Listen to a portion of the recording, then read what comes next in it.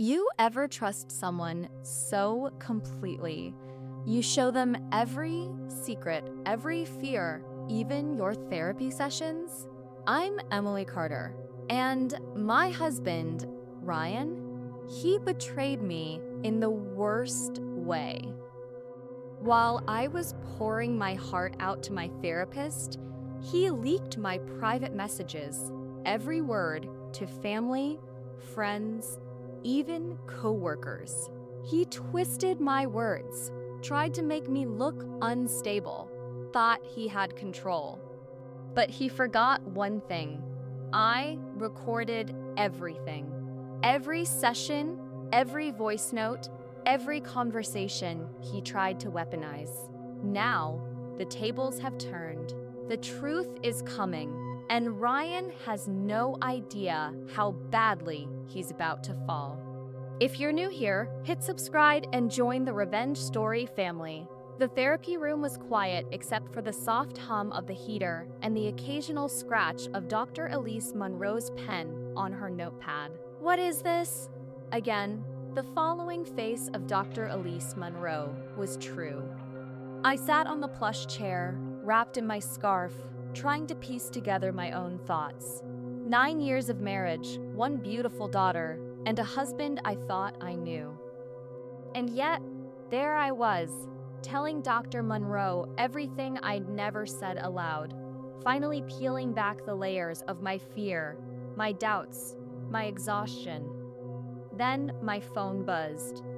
At first, I ignored it, focusing on my breathing exercises. But the notifications didn't stop.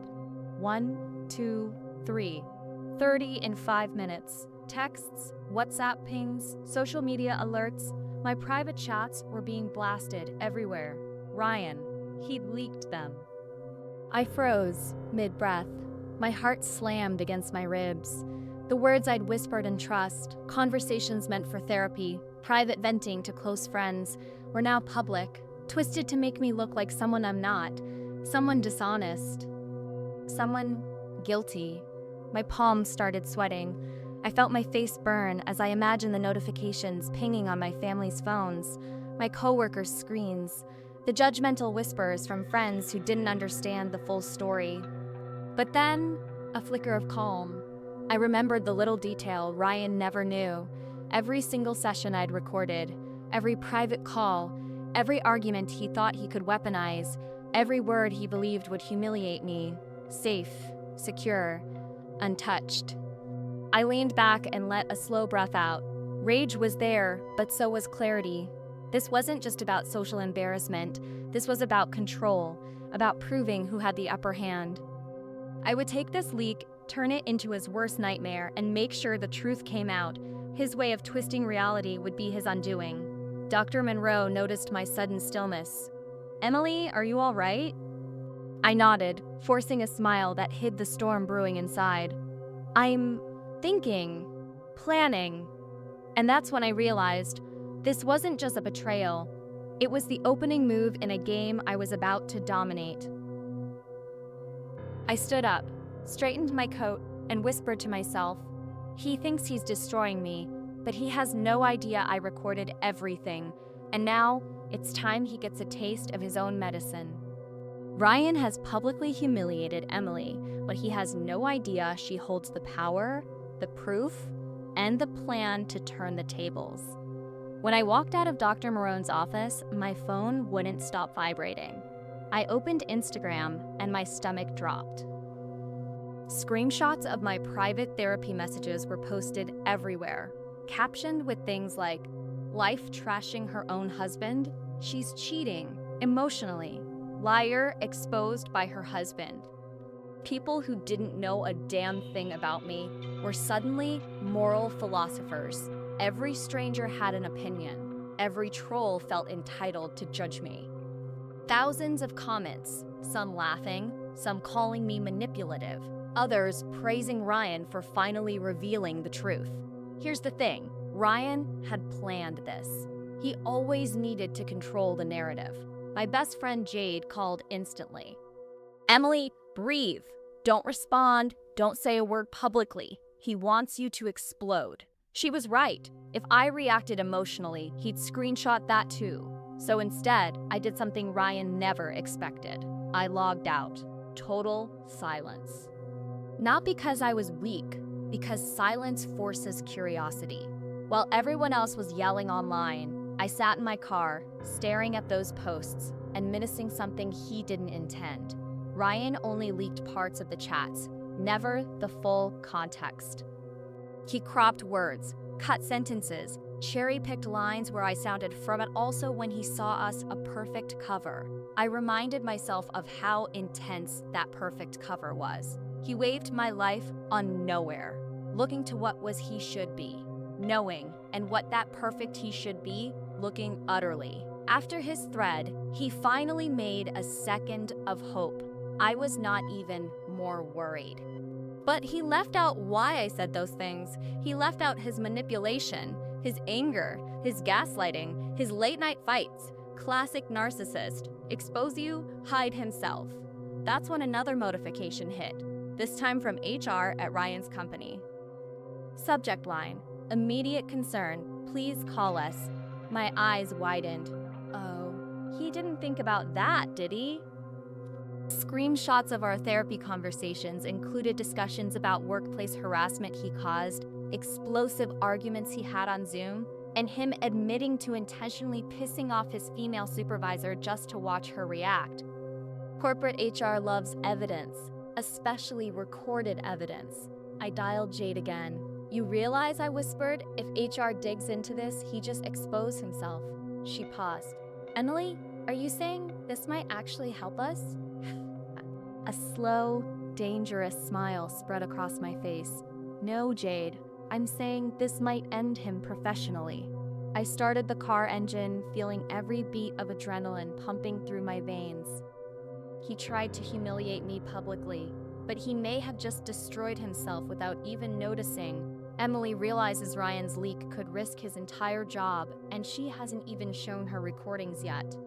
3 hours went by, and my phone didn't stop buzzing. Except now, the messages weren't from trolls. They were from people inside Ryan's office. Whispers, screenshots, anonymous DMs like, "Hey, just between us, HR's freaking out about something involving you two." Funny how fast people switch sides when someone smells scandal. Around 5 p.m., I got a voicemail from a serious-sounding woman introducing herself as Michelle, the HR director. Her tone was stiff, diplomatic, but also nervous. Hi, Emily. We would like to schedule a private conversation at your earliest convenience. We believe you may be able to clarify certain things. Clarify. That's corporate language for, we think someone messed up and we're trying not to say it yet. I forwarded the message to Jade. She texted back instantly, "Girl, this is your opening." But I hesitated. Not because I felt afraid, but because I suddenly realized something. Ryan didn't know HR had reached out to me yet. He thought he was controlling the narrative. He thought the world hated me and worshipped him. He thought leaking my therapy pain made him the victim husband. But inside those messages he leaked were lines he never expected anyone else to read. Lines like, "I know I snap at her sometimes. It's funny watching her break down." Or, "My boss gets triggered if I gaslight her enough, LOL." If HR saw those, dang. Later that night, Ryan walked into the kitchen acting like Mr. Innocent. "Rough day, huh, babe?" He said it with that smug, fake concern tone. I didn't blink. Why would it be rough? He leaned against the counter, smirking. "Oh, come on. I know you saw the posts. People finally know who you really are." I wanted to laugh, because he genuinely thought public embarrassment was the worst thing he could do to me. He had no clue that professionally, he'd just set himself on fire. When he walked away, my phone buzzed again. Email from Michelle. "We'd like to schedule your HR meeting for Thursday at 10:30 a.m. Also, we request you do not inform Ryan of this call." My heart kicked hard against my ribs. They were keeping this confidential. From him. Jade called again. "Emily, what are you thinking?" And I whispered the thing I'd been holding back. I'm thinking I won't just clear my name. I'm thinking I might finally take my power back. HR doesn't want Ryan to know, but Emily does. Thursday morning came way too fast. I barely slept, not because of Ryan, but because my brain was busy replaying every ugly thing he ever said when he thought no one would hear it again. At 9:52 a.m., I sat in my parked car outside the office, hand shaking slightly as I scrolled through the leaked screenshots.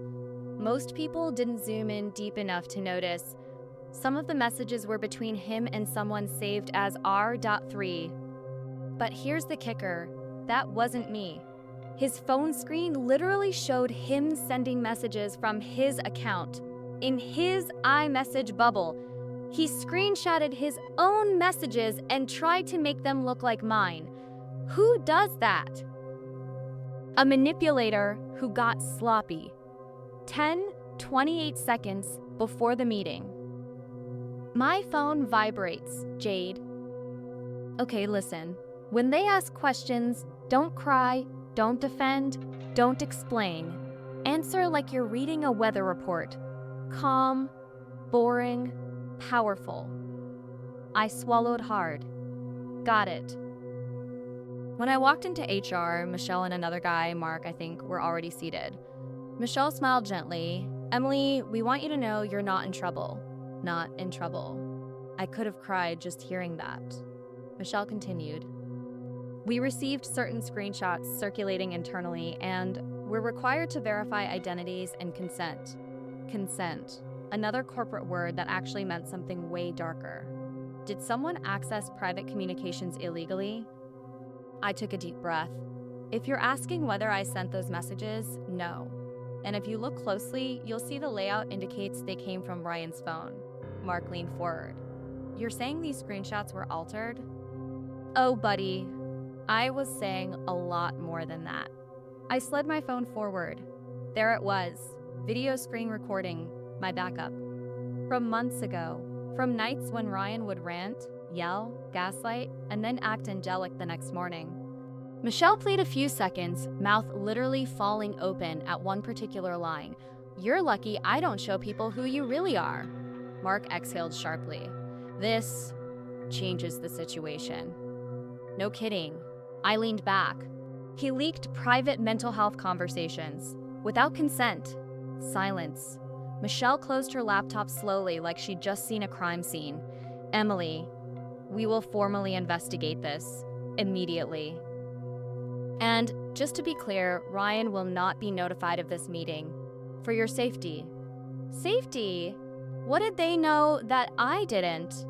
HR just used the word safety. Meaning Ryan isn't only manipulative, he might actually be dangerous.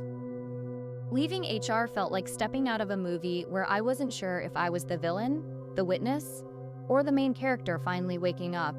The hallway suddenly felt different, like people weren't just walking past me, they were whispering as I moved. Every time my phone buzzed, my stomach clenched, thinking it might be Ryan. But nope, it was worse.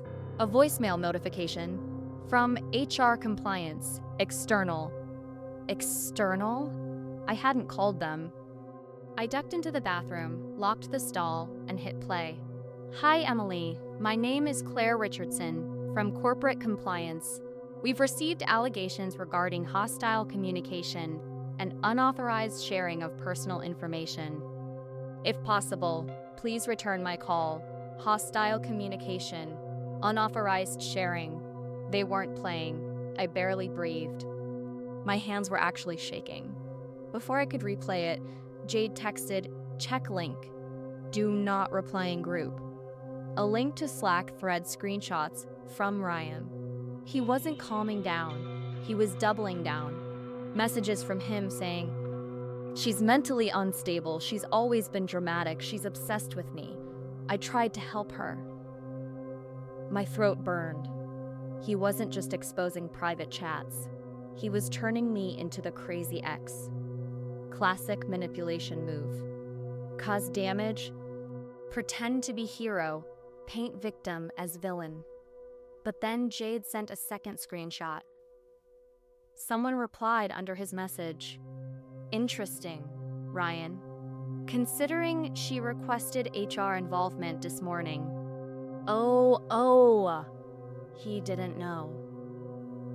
He thought he was still controlling the narrative. He wasn't. That's when my phone rang again. Unknown number.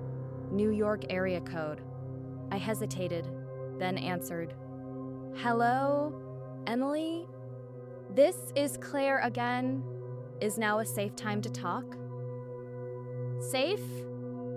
Second person to use that word.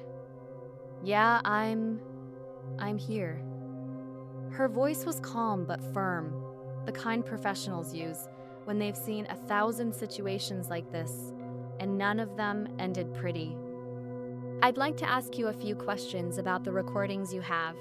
Do they involve threats, intimidation, or coercion? Threats? Coercion? Was she implying? Was HR implying that Ryan might have crossed legal boundaries? I whispered, I have things you probably need to hear. She sighed like she already knew. Emily, I'm going to ask something directly. Have you ever felt unsafe with Ryan, either emotionally or physically? Emotionally, absolutely. Physically, silence. Well, there was that night, but I hadn't told anyone about that night. Not even Jade. There's a part of this relationship Emily never planned to reveal, but corporate just forced the door open. I didn't answer Claire right away. Maybe I couldn't. My throat basically locked up. There's a special kind of fear that lives in silence, especially silence you've trained yourself to ignore. Finally, I exhaled, there was. One night. Claire didn't move verbally, didn't rush me, just let me land on the words myself. It wasn't physical, not exactly, I added quickly, like I was defending him, which disgusted me the second it came out of my mouth. I continued, he got angry that I went out with coworkers. He kept calling, blowing up my phone. I got home and he cornered me, not hitting me, but blocking the door, yelling inches from my face, for like an hour. Claire's voice softened. That is still intimidation. My chest tightened, hearing someone define it out loud. I don't know. It made it real. And you recorded this? I hesitated, then whispered, yes. More silence. Then, Emily, you need to send those to us today. I nodded even though she couldn't see it. Okay, after we hung up, I just stared at myself in the mirror. I looked like someone I didn't recognizing, exhausted, scared, but also weirdly relieved. Then my phone buzzed again. Ryan, why did HR email me asking for clarification? What did you say? Oh, so now he's scared. Another message. If you're trying to start something, remember you're not exactly perfect either. Translation, he was panicking. My fingers hovered above my keyboard, not to answer, to screenshot. Jade immediately replied in our private chat. Girl, he's spiraling. When narcissists lose control, they start threatening. Document everything. Then another text popped up from someone I wasn't expecting. Ryan's ex, Megan. We'd never spoken, but she messaged, I don't know what he's told you, but if you're in trouble with him, call me. I believe you. I froze. Believe me? Just like that? She sent another message. He did the same thing to me, and worse. You're not crazy, and you're not alone. My heart actually dropped into my stomach. Everything Ryan ever made me doubt, this woman just confirmed in one sentence. And then Megan said something that made the ground shift. Be careful. When he feels exposed, he gets dangerous. Dangerous. Again. That word. From HR, from compliance, from an ex. Everyone knew something about him that I had been trying not to see. Megan just opened a door into Ryan's past, and whatever's behind it might make Emily realize this isn't just manipulation, it might be a pattern. The text from Megan kept looping in my mind. When he feels exposed, he gets dangerous. I didn't want to believe it. I mean, Ryan was manipulative, controlling, sure. But dangerous? That sounded like a headline on a true crime show. Still, the way his messages escalated today made my skin crawl. Emily, we need to talk, alone. Don't drag me into HR stuff unnecessarily. You're making this harder than it has to be. Classic narcissist. Threat veiled as concern. I scrolled through the conversation again and noticed the patterns. Every time Ryan thought he had control, he escalated. Every time he felt cornered, he threatened subtly. And the leaks today, not random, calculated. Designed to make me doubt myself. Designed to make me shrink. I put the phone down, took a deep breath. Nope, not this time. Jade called. You okay? I'm more than okay. I'm about to change the game, I said. I opened my laptop. Everything Ryan had leaked, every screenshot, every twisted version of my messages, I had the originals. The recordings, the timestamps, the video captures, the exact sequence of his manipulations. I had proof, not just for HR, not just for legal, for public exposure if necessary. And that's when it hit me. This wasn't just about controlling the narrative anymore. It was about protecting my daughter, Sophia. It was about stopping him before someone else got hurt. I drafted a detailed timeline. Each incident, each lie, each manipulative act mapped with evidence. I labeled it clearly: Emily Carter versus Ryan Carter, full proof of manipulation and threats. Then my phone buzzed again, this time an unknown number. I hesitated, picked up. Emily? A calm but firm voice said, "This is Jordan Price. Ryan used to brag about what he did to me. I think you should hear my side before it escalates." I felt my stomach twist. So much had happened today. And yet, the game was just beginning. Because now it wasn't just HR, it wasn't just the public, it wasn't even just me. Someone else from Ryan's past was stepping in. And I had a feeling this person knew things that could blow the lid off completely. Jordan Price knows Ryan's history, and Emily's about to discover just how far Ryan will go when cornered. The call from Jordan Price didn't end with pleasantries. It ended with a warning. "Emily, you need to know," he said, voice low, tense. "Ryan didn't just manipulate you. He's done this to others, friends, co-workers, even family. And he's good at covering his tracks." My stomach twisted. Part of me wanted to hang up, pretend I didn't care. Part of me wanted to scream. But mostly, I felt a spark, a thrill, because finally, the puzzle pieces were falling together. "Show me," I whispered. Jordan gave me screenshots, recordings, and texts from people Ryan had tried to gaslight before. Each one was a mirror of what he'd done to me, twisting conversations, leaking private messages, threatening reputations. It was insane. The more I saw, the more I realized Ryan didn't just underestimate me. He underestimated what happens when people have proof. I felt a rush of clarity. No more hiding, no more silence. I had the recordings, the screenshots, the timeline. And now, witnesses. I immediately texted Jade. He thought he could scare me. He thought HR was the end. He doesn't even know Jordan exists. She replied almost instantly. Time to start the dominoes falling. That evening, I prepared. Every recording neatly labeled, every chat time-stamped, every message cross-referenced. I didn't want just vindication. I wanted control. Public, private, legal. All fronts. Ryan called. "Emily, can we talk?" I didn't pick up. Instead, I sent a message. Calm, collected. We can talk, but only after you explain why you thought leaking private conversations was okay. Oh, and HR might want to hear this too. Almost immediately, I noticed it. He was pacing, typing, deleting, unsure, panicked.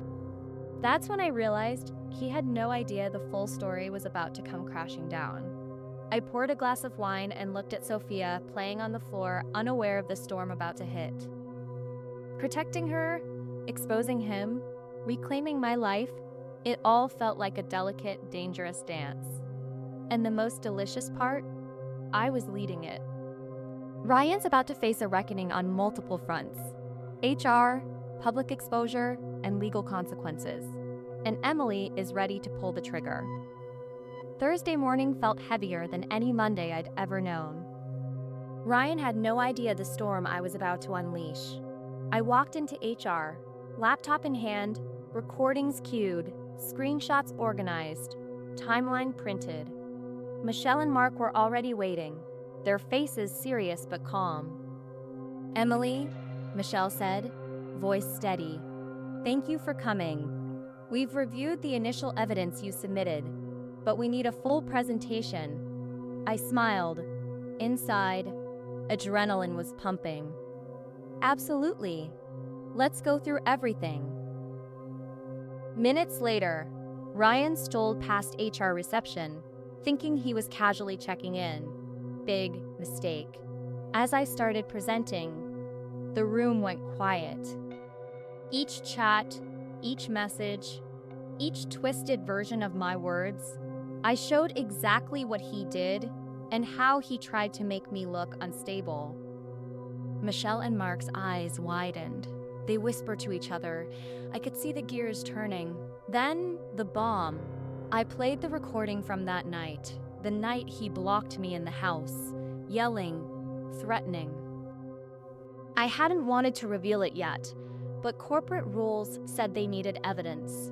The sound of his own voice trapped him. Ryan's phone buzzed. He looked down. He froze. The color drained from his face. I didn't need to say a word. HR didn't need me to. The emails, the Slack messages, the altered screenshots, they were all there, presented professionally, undeniable. Michelle cleared her throat. "Ryan, we need to address these directly. Can you explain why internal communications were leaked and misrepresented?" He stammered. It wasn't like that. She's... His confident facade cracked. Every defensive move sounded hollow. Mark interjected. "Ryan, evidence doesn't lie. The recordings, timestamps, screenshots, everything contradicts your version."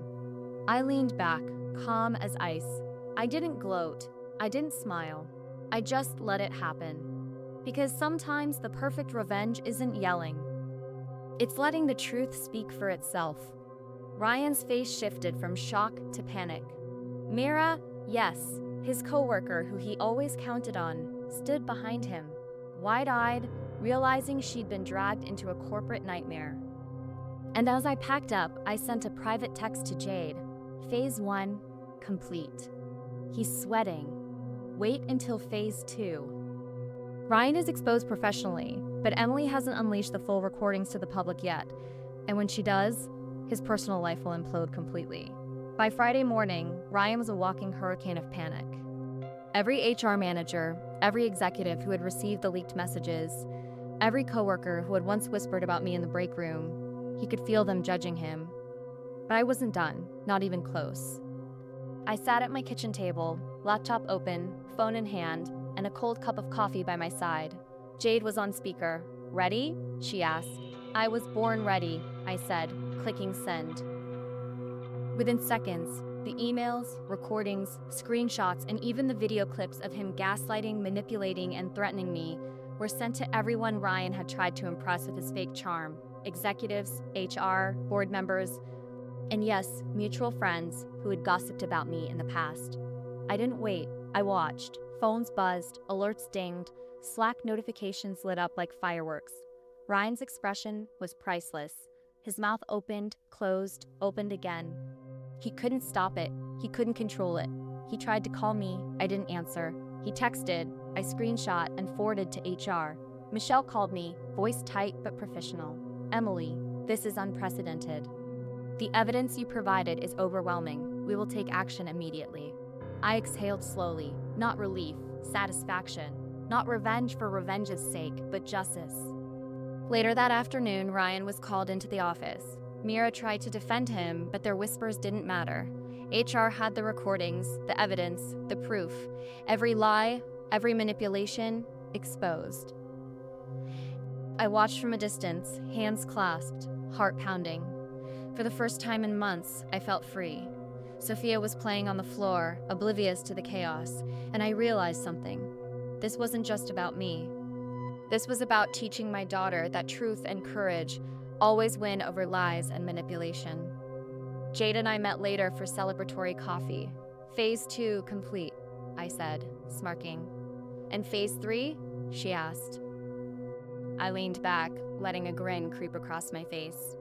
Phase 3 is living my life, watching him clean up the mess he made. That night, Ryan called again, desperate. I let it ring. I didn't answer. Because the power had shifted. For the first time, he was the one unsure of himself, the one exposed, the one waiting for permission that would never come. And me, I was finally, truly untouchable. Emily not only reclaimed her life and reputation, but made Ryan face the full consequences of his manipulation. Justice served, tables turned, and the audience left with total satisfaction.